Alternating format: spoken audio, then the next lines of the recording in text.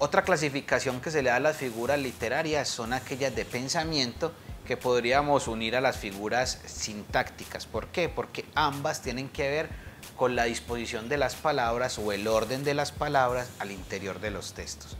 Dentro de las que más resaltan como figuras de construcción o figuras de pensamiento es la antítesis, la paradoja, la ironía, la enumeración y la enumeración caótica. Cuando hablamos de antítesis es reunir dos palabras antónimas al interior de una misma frase y que no pierda el sentido del texto. ¿Cómo así? Aquí tenemos el ejemplo.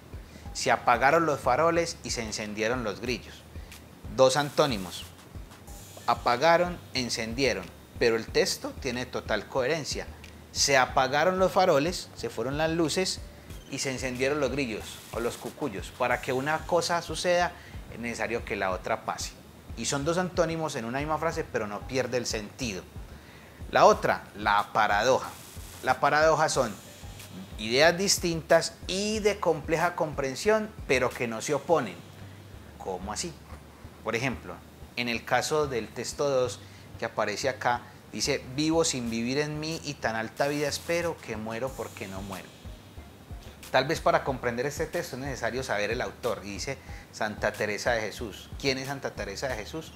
Pues alguien que tiene unas creencias en que la vida no solamente está en esta tierra, sino que la vida más grande, la vida superior, sucede después de morir. Entonces, vivo sin vivir, es decir, esta vida no es lo que yo espero, que muero porque no muero, al morir sí tendré la vida. Entonces, ahí hay una paradoja.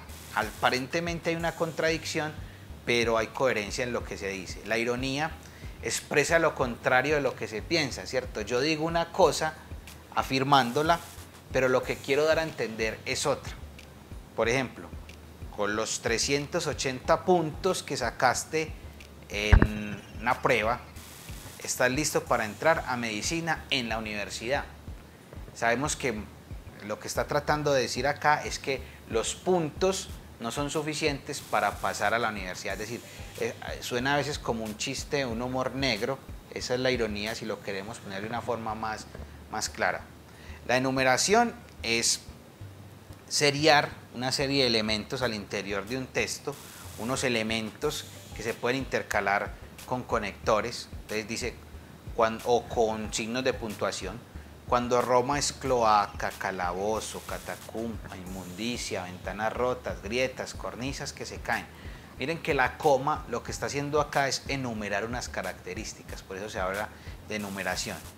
Y la enumeración caótica son poner unos elementos o enumerar unos elementos en el texto sin que guarden una relación lógica. Perchas, pícaros, patatas, aves, lechugas, plásticos, cazuelas, camisas, pantalones, sacamuelas, cosas baratas que no son baratas, perejil, ajos, corbatas, langostinos, zapatos, hongas, telas, liras que corren y con ellas vuelas.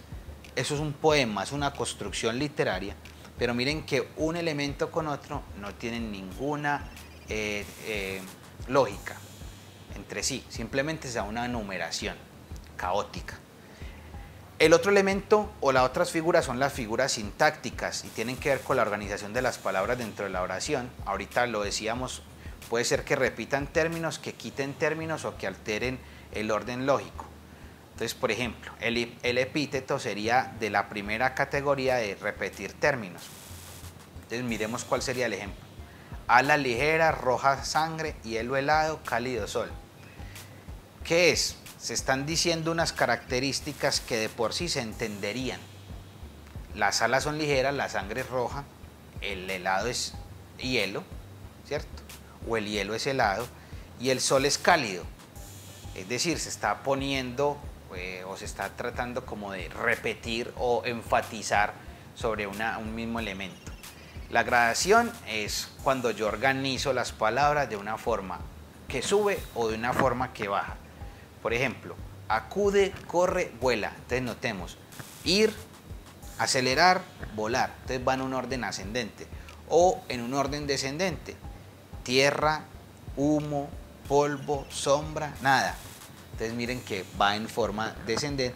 Esto tiene un asunto de interpretación, un asunto donde hay que como lector estar muy atento a lo que se nos dice en el texto, porque son formas de escribir, son formas de expresión.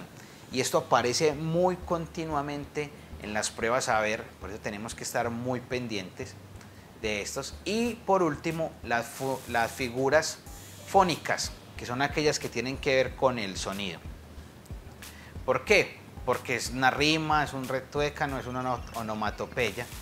Tenemos tres que son muy reiterativas en los textos, que es la aliteración, el retuécano y la onomatopeya. ¿Cómo es la aliteración?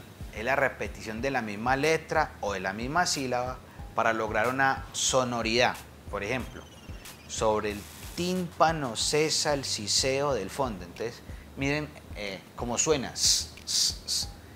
Cuando el ala aleve del leve abanico, ahí es el sonido que más se repite. Por eso estamos hablando de figuras fónicas.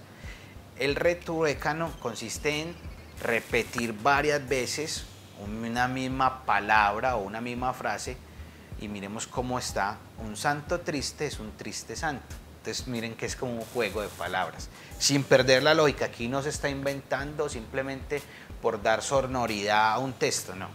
Me dan lo que me piden y me piden lo que me dan. Entonces se cambian las mismas palabras, pero el texto suena bien y se puede interpretar de una manera correcta. Y esta que es muy común, y es como repetir o imitar los sonidos de la realidad. Entonces, por ejemplo, para ejemplificarlo mejor de una onomatopeya, cuando decimos boom, ahí mismo nos remitimos a explosión, ¿cierto? O cuando decimos pam, nos remitimos a un golpe.